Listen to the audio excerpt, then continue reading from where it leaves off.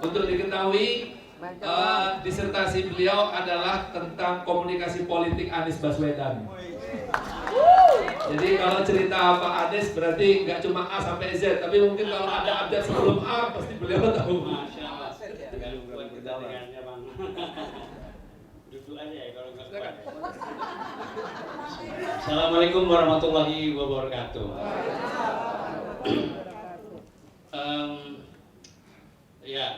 Terhormat sekali bisa berada di tempat ini dan yang dipaparkan tadi di tempat ini juga udah luar biasa bagus. Saya kebetulan sekarang ini diminta mengajar, jadi saya mengajar, namanya itu political branding. Jadi saya ada dilema juga Pak Ledisan. Jadi berdasarkan pengalaman ada kandidat yang popularitasnya luar biasa tinggi, yang elektabilitasnya luar biasa tinggi, yang relawan-relawannya luar biasa hebat, gitu ya kan? Tetapi kalah, gitu loh. Nah, ya kan? Jadi karena ada faktor kecurangan di situ. Nah, jadi saya ambilkan contoh juga untuk ketika ngajar itu. Jadi pada satu sisi saya katakan begini, yang kita pelajari sekarang tentang political branding, bahwa kandidat harus punya modal sosial, modal ekonomi, modal budaya dan sebagainya. Teori pun kita geber di sana. Tetapi di satu sisi realitas yang ada di Indonesia pada hari ini itu semua bisa lenyap. Jadi cukup dibanting dengan Anda cukup hanya mempunyai uang, punya bansos, punya kekuasaan, tak perlu popularitasnya hebat ataupun elektabilitasnya hebat, tapi menguasai permainan dan menang. Nah, ini kan dilema. Tapi saya katakan bahwa kita tidak boleh menyerah terhadap keadaan seperti itu. Memang harapan tinggi masyarakat itu adalah ketika Anies Baswedan menang, maka perubahan, reformasi politik itu bisa dan pasti akan dilakukan. Karena Anies Baswedan sendiri dia tidak terikat dengan oligarki apapun, ya kan? Sehingga ketika mengambil keputusan dia sangat independen, nggak perlu bergantung karena dia tidak pernah tertanam jasa oleh orang-orang lain. Jadi nggak bisa disandera juga, nggak ada yang bisa diinikan. Kecuali ngata-ngatainnya apa misalnya, ya tentang Anies yang pokoknya ya aman, apalagi coba. Kemudian parkir air, apa yang kayak gitu-gitu. Jadi saya sebulan ini kan sudah baru mau sebulan ini aktif TikTok. Dia jadi sama guru saya Sofyan. Jadi Sofyan bilang, waduh banyak banget buzzer. Jadi kita ajak tantang debat terbuka nggak mau. Gitu.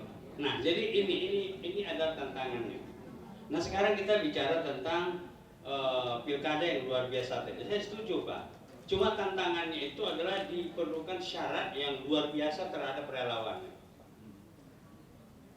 Dalam konteks seperti kita hari ini, yang kita rame-rame meminta kesediaan Anies Baswedan untuk periode kedua gubernur, saya optimistis kita menang.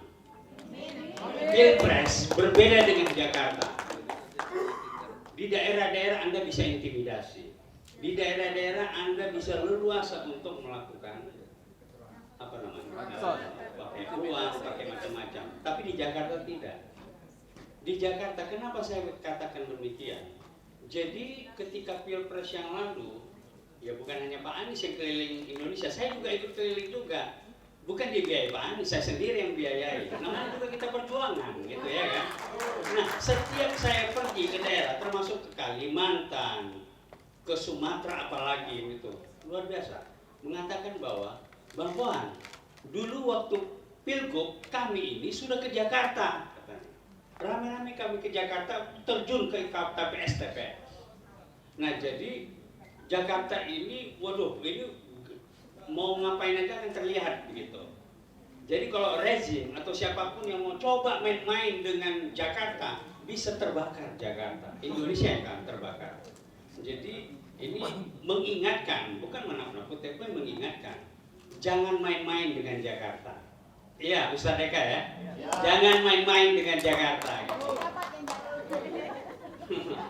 Nah sekarang begini, kan ada pertanyaan juga ya Pak Eka ya. Ya Pak Anies turun katanya kastanya ketika terjun di Pilgub. Bagaimana turun? Ya, ketika Pak Prabowo jadi capres menjadi menteri tidak dikatakan turun, padahal sesungguhnya itu yang turun. Karena itu kan ditunjuk. Nah kalau misalnya Pilgub itu kan rakyat sendiri yang menentukan. Ya.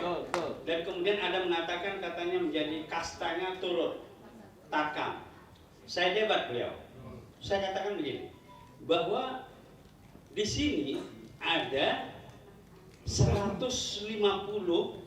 kedutaan besar, duta-duta besar sahabat ditempatkan di Jakarta. Itu takam.